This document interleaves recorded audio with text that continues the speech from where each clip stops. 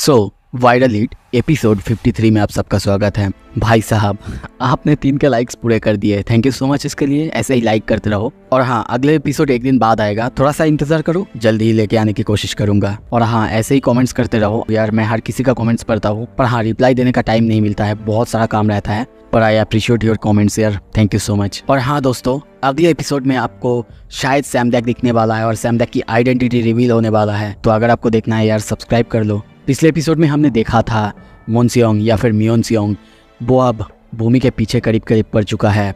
हमें यहाँ पे पता चलता है कि वो भी अब भूमि को प्यार करता है, या फिर हम बोल सकते हैं कि हॉबिन के पहले से वो भूमि को प्यार करता है, पर अब उसका प्यार और ज़्यादा जाग चुका है।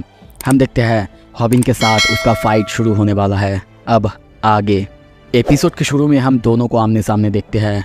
लोगन कहता है समय आ चुका है एक दूसरे का सामना करने का, एक दूसरे को चीर के फाड़ के रखने का। दोनों एक दूसरे को बहुत ही गुस्से में देखने लगते हैं। स्नैपर और मानगी को देखते हैं। स्नैपर कहता है हॉबिन, तुम्हें क्या लगता है वो ठीक रहेगा? मानगी कहता है नहीं, कोई रूल्स नहीं है, वो मर जाएगा। स्नैपर कहता है तो फिर तो हमें उन्हें रोकना चाहिए है ना? तभी त्योन कहता है नहीं, कोई ज़रूरत नहीं है, क्योंकि मैंने उससे लड़ा है। मुझे पता है वो चाहे कितना भी ज़्यादा पावरफुल हो, पर अंदर से वो एक अच्छा इंसान है। उसकी बातें उन दोनों को समझ में नहीं आता। तभी लोगन को देखते हैं, वो कहता है ओके चलो शुरू करते हैं। और तभी देखते हैं हॉबिन एक जोरदार पंच मियोनसंग के मुंह पे मारता है। सामने देखते हुए कहता है मियोन, पर तभी देखते हैं मियोनसंग ने उसके पंच को डॉच तक नहीं करा था। वो उसकी तरफ देखने लगते हैं। ये देख के स्नैपर मानगी दोनों बहुत हैरान होते हुए देखने लगते हैं। स्नैपर कहता है क्या हुआ आखिर, उसने उसके पंच को डॉच क्यों नहीं किया? लोगन को भी थोड़ा सा इरिटेट होते हुए देखते हैं। वो कहता है मियोनसंग। तभी त्योन को देखते हैं। वो कहता है तुमने भी देखा है ना, लगता है कि हॉबिन जीत सकता है। और तभी वो सोचता है मियोनसंग, ऐसा हो ही नहीं सकता कि तुम्हारे जैसा एक अच्छा बंदा एक दोस्त को मार सकता है। तभी देखते हैं हॉबिन को। वो कहता है हम माफ़ करना मियोनसंग प्लीज़। मियोनसंग तभी कहता है ओके लेट्स कीप गोइंग। तभी वो भी लड़ने के लिए तैयार होता है। त्योन कहता है मुझे पता था ये होगा। दोनों अब एक बिल्कुल सोललेस फाइटर है, दोनों ही दोस्त हैं। उन दोनों के पास लड़ने का कोई भी रीज़न नहीं है। इसको हम एक फ़ाइट कैसे कह सकते हैं जहाँ पे इन दोनों फाइटर्स के अंदर एक दूसरे के लिए कोई भी रिजेंटमेंट, कोई भी गुस्सा या फिर कुछ भी नहीं है। वो लोग कैसे एक दूसरे को हिट कर सकते हैं? वो लोग बस दो सॉफ्टीज हैं जो कि अपने टाइम को बर्बाद कर रहे हैं। तभी लोगन की तरफ देखते हुए कहता है शायद उसके लिए ये बहुत मुश्किल होगा देखना। लोगन ग्रेस लोगन को देखते हैं। गुस्से में वो अपनी टी शर्ट या फिर शर्ट जो भी था वो फाड़ देता है और चिल्लाने लगता है, गाली देने लगता है। त्योन सोचता है वो ओरिजिनली तो एक स्ट्रीट फाइटर है जो कि फाइटिंग को एक नोबेल परसूट की तरह देखता है, तो उसका ये रिएक्शन नॉर्मल है। पर वो दोनों एक दूसरे से फाइट नहीं कर रहे हैं, ये भी नॉर्मल है क्योंकि उनके अंदर कुछ भी नहीं है। तभी देखते हैं वो दोनों लड़ तो रहे हैं। हॉबिन मियोनसंग को पंच देता है। मियोनसंग ज़्यादा कुछ नहीं करता, बस डॉज करे जा रहा है। तभी उसको देखने लगता है और सोचता है क्या मैं क्या कर रहा हूँ आखिर? हॉबिन उसके ऊपर एक के बाद एक हमला करे जा रहा है, पर मियोनसंग कुछ भी नहीं करता, बस डॉज करे जा रहा है। और सोचता है क्यों मैं हॉबिन से फाइट कर रहा हूँ भूमि के लिए? पर क्या इससे कुछ भी बदलेगा? इस फाइट से क्या कुछ भी बदलेगा? मैं अगर जीतूंगा तो फिर क्या कुछ भी बदलेगा? मुझे नहीं लगता। तभी हॉबिन फिर से मियोनसंग के मुंह पे एक जोरदार पंच मारता है। मियोनसंग इस बार भी कोई भी रिएक्शन नहीं देता और सोचता है वंस अगेन सब कुछ वैसे ही नॉर्मल हो जाएगा, सब कुछ वैसे ही ब्लैक एंड व्हाइट हो जाएगा। हमें यहाँ पे मियोनसंग के पास्ट को दिखाया जाता है। मियोनसंग नैरेट कर रहा है। दोस्तों मैं यहाँ पे नैरेट करता रहूँगा और पिक्चर्स और जो भी होगा वो सब दिखाते रहूँगा। मियोनसंग कहता है मेरा चाइल्डहुड वो पूरी तरह से ब्लैक एंड व्हाइट था। मैं हॉस्पिटल में था क्योंकि एक एक्सीडेंट हुआ था। एक ड्राइवर ने हमारी गाड़ी को ठोक दी थी, जिसके वजह से मेरी पूरी फैमिली बर्बाद हो गया। पूरी फैमिली मर चुकी थी। मेरा पूरा दुनिया वो कलर से ब्लैक एंड वाइट हो चुका था। एक ऐसी दुनिया जहाँ पे ना रेड थे, ना ब्लू थे और ना येलो, कोई भी कलर नहीं था। मैं पूरी तरह से अकेला पड़ चुका था और इसीलिए मुझे कहीं तो जाना ही था। और इसीलिए मैं अपनी आंटी जो कि मेरी मॉम की साइड से है उनके पास जाना पड़ा। पहले तो मुझे लगा था कि वो एक अच्छी इंसान होंगी, पर बाद में मैं देखता हूँ वो मुझे मारती थी, वो मुझे खाना नहीं देती थी। मेरी ज़िंदगी पूरी तरह से बर्बाद हो चुका था और अब बचने के लिए मैं कुछ भी नहीं कर सकता था। स्कूल में मुझे बुली करा जाता था, यहाँ तक कि मेरा खुद का रिलेटिव वो भी मुझे बुली करता। तब तुम आई मेरी जिंदगी में। हम देखते उसका जो भाई था सैन जियोंग, वो भी उसे बुली कर रहा था स्कूल में। तभी पीछे से भूमि आती है और उसको किक करते हुए उन सबको मारती है। म्योनसंग उसे देखता है, देखते ही सोचता है तुम ही थी एक सोर्स ऑफ लाइट मेरे लिए। मेरी बेरंग दुनिया में तुम पहली रंग थी, मेरी अंधेरी दुनिया में तुम पहली लाइट थी, पहली वो रोशनी थी। भूमि को देखते हैं, वो उन सबको गाली देने लगती है और कहती है मैंने कही थी ना म्योनसियोंग को कोई भी बुली नहीं करेगा। हाँ यही है भूमि चोई। भूमि चोई एक गैंगस्टर की तरह थी। तभी देखते हैं भूमि उसे खींच के ले जाती है और कहती है चलो मैं तुम्हें अपने दोस्तों से मिलाती हूँ। म्योनसंग फिर से सोचता है और कहता है वही थी मेरी पहली बेरंग दुनिया की रंग और मेरी पहली प्यार। मैं तुम्हें 6 सालों से जानता हूँ और हाँ 6 सालों से मैं तुम्हें पसंद करता हूँ। हाँ मैं तुम्हें कभी बता नहीं सका कि मैं तुम्हें कितना ज़्यादा चाहता हूँ। शायद मैं डरता था कि मेरा फीलिंग्स इनसिग्निफिकेंट है, जिसके वजह से शायद तुम मुझसे दूर चली जाओ और मेरी लाइट फिर से खो जाए। पर जो भी हो, मेरे अंदर जो तुम्हारे लिए फीलिंग्स थी वो कभी नहीं बदलेगा, कभी भी नहीं। और इसीलिए जब मैं स्कूल को क्विट करने वाला था, टेस्ट को क्विट करने वाला था, तब तुमने मुझसे एक प्रॉमिस लिया था कि जो भी हो जाए, जो भी मैं ज़िंदगी में करूं, मैं अपनी सबसे अच्छा देने की कोशिश करूं। और मैंने भी तुमसे प्रॉमिस की थी। हाँ मैंने अपना बेस्ट दिया, जो मुझसे हो सका मैंने वो सब कुछ किया। सच में मैंने बहुत हार्ड वर्क किया। सच में जो भी जॉब मुझे दिया जाता, चाहे वो कुछ भी होता, मेरी भाई सैन जियोंग ने मुझे जो कहा था, जिससे लड़ने के लिए कहा, मैं उससे लड़ा। यहाँ तक कि तेउन सियोंग उससे भी लड़ा। पर जब वहाँ पे उससे हार के मैं वापस आया, तब सैन जियोंग ने मुझे एक्सेप्ट ही नहीं किया। और तब मैं फिर से अपना सब कुछ खो चुका था, मैं फिर से अकेला पड़ चुका था। तब फिर से मैंने तुम्हें देखा, फिर से मेरी बेरंग दुनिया में तुम रंग भरती हुई आई। तुम्हारी वजह से मेरी दुनिया फिर से ब्लैक एंड वाइट से कलर होती गई।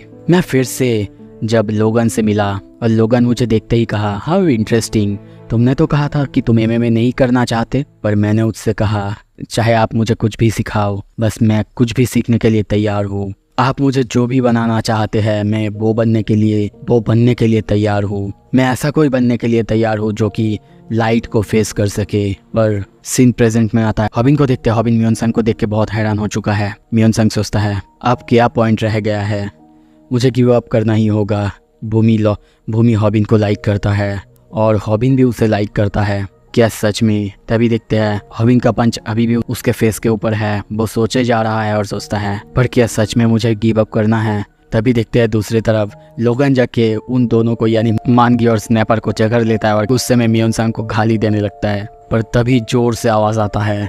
हम देखते हैं म्योनसंग हॉबिन को एक जोरदार पंच दिया है और कहता है हॉबिन अब सब कुछ खत्म होता है। उसका पंच इतना ज्यादा खतरनाक था कि हॉबिन पूरी तरह से हवा में उड़ जाता है, जैसे कि उसका पंच उसके पेट के अंदर तक चला गया है। म्योनसंग फिर से सोचता है क्यों, आखिर मुझे गिव अप ही क्यों करना चाहिए, और गुस्से में कहता है लिसन अप हॉबिन, मैं भूमि चोई को लाइक करता हूँ, सिर्फ वही है मेरे लिए। तेउन को देखते हैं। अब वो म्योनसंग को इतना ज़्यादा गुस्सा देख के बहुत हैरान हो चुका है। हॉबिन नीचे गिर चुका है। म्योनसंग कहता है और बिल्कुल मेरे लिए वही रहने वाली है और कोई नहीं चाहिए मुझे। और सोचता है मैं तुमसे ज़्यादा उसे चाहता हूँ, वही है मेरी रोशनी। हॉबिन धीरे धीरे उठने लगता है। अब लोगन एक्साइटेड होने लगता है। म्योनसंग कहता है लेट्स फाइट, मैं भूमि के ऊपर गिव अप कर दूंगा अगर तुम जीते, पर इन रिटर्न तुम्हें भी गिव अप करना होगा अगर मैं जीत गया। हॉबिन बहुत हैरानी से उसकी तरफ देखता है। म्योनसंग सोचता है मैं उस पर गिव अप नहीं कर सकता, वो ही मेरी रोशनी है, वही एक रीज़न है जिसके लिए मैं जीता हूँ। I am sorry Hobin, I know कि आई एम सो पैथेटिक। उसकी ये बात सुन के हॉबिन बहुत ज़्यादा हैरान होता है, उसकी तरफ देखने लगता है। तभी देखते हैं लोगन कहने लगता है तुम लोग अब फाइटिंग शुरू करोगे या नहीं? मुझे लगता है कि ये सब तुम्हारे लिए एक बहुत अच्छा एक्सपीरियंस होगा। स्ट्रीट फाइट्स ये बहुत ज़्यादा हेल्प करते हैं, इससे तुम्हारी स्टेज परफॉर्मेंस और ज़्यादा और अच्छा होगा। तभी सोचता है पर अभी मोर इम्पोर्टेंटली उस छोटे से लड़के का पंच, उसके बारे में, क्या सच में वो एक लकी पंच था? और तभी थोड़ा सा स्माइल करता है और कहता है म्योनसियोंग तुम्हें पता है तुम बहुत ज़्यादा ब्लीडिंग कर रहे हो। अगर ये एक मैच होता तो रेफरी अब तक इंटरवेन कर चुका होता, पर यहाँ पे अब कोई रूल्स नहीं है क्योंकि ये एक मैच नहीं है, क्योंकि एक रियल फाइट का ये एक पार्ट होता है, तो तुम्हें लड़ना होगा। तभी देखते हैं हॉबिन कहता है, मुझे पता है तुम जो कह रहे हो तुम वो मीन नहीं करते, पर मुझे ये भी पता है तुम कैसा फील करते हो, कैसा फील कर रहे होगे। मैंने ये फील पहले भी किया है, पर मैं भी गिव अप नहीं कर सकता। ऐसा नहीं कि मैं सिर्फ भूमि की वजह से लड़ रहा हूँ, ऐसा बहुत कुछ है जिसके वजह से मुझे इस फाइट को जीतना ही होगा। तो फिर चलो फाइट करते हैं, तब तक जब तक तुम्हारे अंदर का बिटरनेस और रीजनमेंट ख़त्म ना हो जाए। वो भी तैयार होता है, पर तभी देखते हैं मियोन संग उसे एक जोरदार पंच मारता है जिससे हॉबिन बहुत दूर जाके गिरता है, उसके मुंह से भी अब निकलने लगता है। मियोन संग कहता है, all right Hobin, thank you so much. तभी वो और एक पंच उसको मारता है, एक के बाद एक पंच वो मारते हुए जाता है। हॉबिन बस सोच रहा है क्या प्रॉब्लम है, क्या चल रहा है, मैं उसको ब्लॉक नहीं कर पा रहा हूँ या फिर मैं उसको डॉच नहीं कर पा रहा हूँ। सिर्फ एक ही चीज़ मैं कर पा रहा हूँ, वो है स्केप करना। मियोन संग के हर एक पंच बहुत खतरनाक हो रहा है। हॉबिन को देखते हैं वो सिर्फ भाग पा रहा है और सोचता है क्या सच में वो इतना ज़्यादा स्ट्रॉन्ग है। मैं अब तो बहुत ज़्यादा स्ट्रॉन्ग भी बन चुका हूँ, फिर भी क्या हम दोनों के बीच का ताकत की फ़र्क इतना ज़्यादा है। ये बिल्कुल वैसा ही है जब मैं पहली बार तेहुन से लड़ा था। ऐसा लग रहा है जैसे कि हम दोनों में जो स्किल गैप है वो बहुत ज़्यादा है। मानगी तभी कहता है, आई एम इम्प्रेस्ड। स्नैपर कहता है, मानगी ये मियोन संग के टैलेंट देख के इम्प्रेस होने का समय नहीं है। हॉबिन कोई भी अटैक नहीं कर पा रहा है, तुम्हें दिखाई नहीं दे रहा है क्या? मानगी कहता है, नहीं, मैं हमारी बॉस से इम्प्रेस्ड हूँ। स्नैपर कहता है, क्या मतलब है तुम्हारा?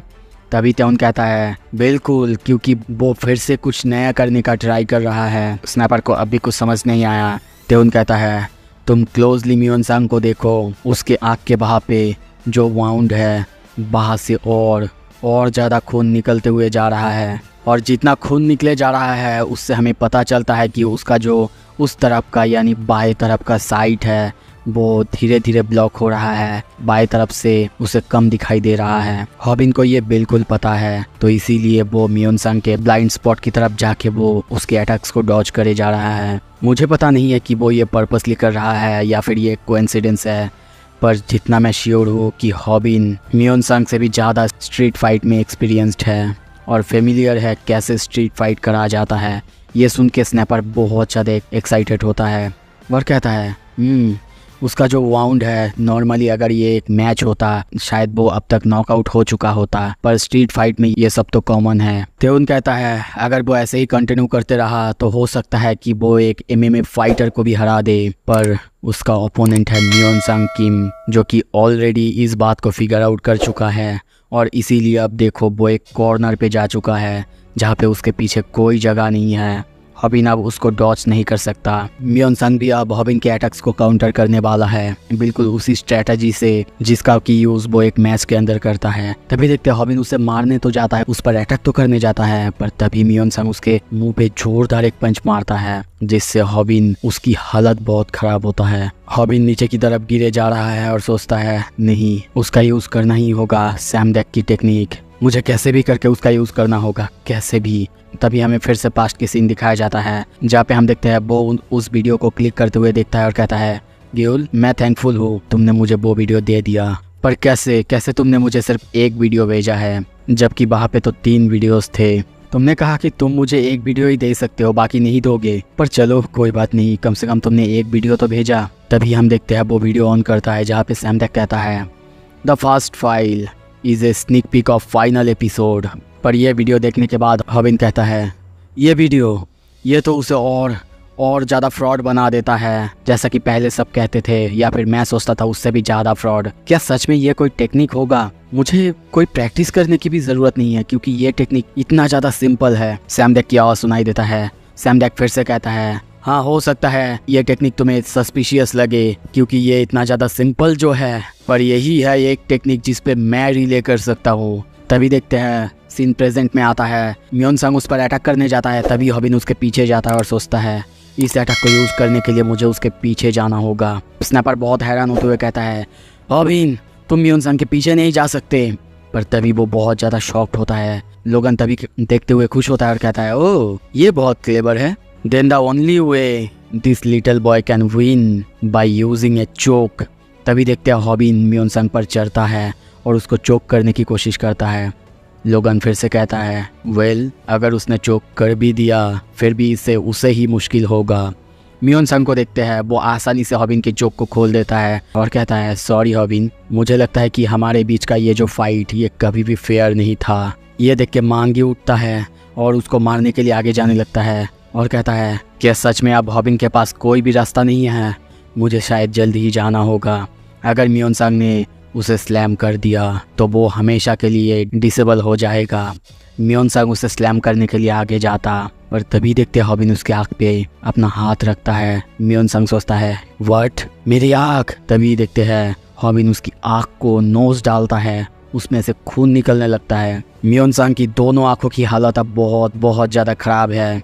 वो कहता है नहीं मुझे अपनी आँख को प्रोटेक्ट करना ही होगा। तभी वो आँख खुलता है, उसकी हालत बहुत ज़्यादा ख़राब है। फिर से हम सैमडेक की वीडियो देखते हैं। सैमडेक कहता है यह है मेरी फाइनल वीडियो का first part the sneak peak, पर यह सिखाने से पहले मैं तुम्हें बता दूँ और एक वार्निंग भी दे दूँ, ये जो टेक्निक है ये बहुत ज़्यादा डेंजरस है। प्लीज़ इसका यूज़ कभी भी मत करना जब तक कि एकदम ज़्यादा ज़रूरत ना हो। हाँ हो सकता है इसका जो टेस्ट है तुम्हें अच्छा लगे, ये टेक्निक तुम्हें अच्छा लगे, पर जितने भी टेक्निक मैंने तुम्हें अब तक सिखाए हैं उन सबसे ज़्यादा ये टेक्निक डेंजरस और अलग लेवल का है। ये टेक्निक किसी पर भी वर्क कर सकता है, चाहे उसका जेंडर, एज या फिर स्किल लेवल कुछ भी हो। यहाँ तक कि हम देखते हैं ये टेक्निक देख के लोगन भी हैरान हो चुका है। तभी हॉबिन हाथ आगे करता है। सैमडेक कहता है the first technique from the sneak peek of the final episode is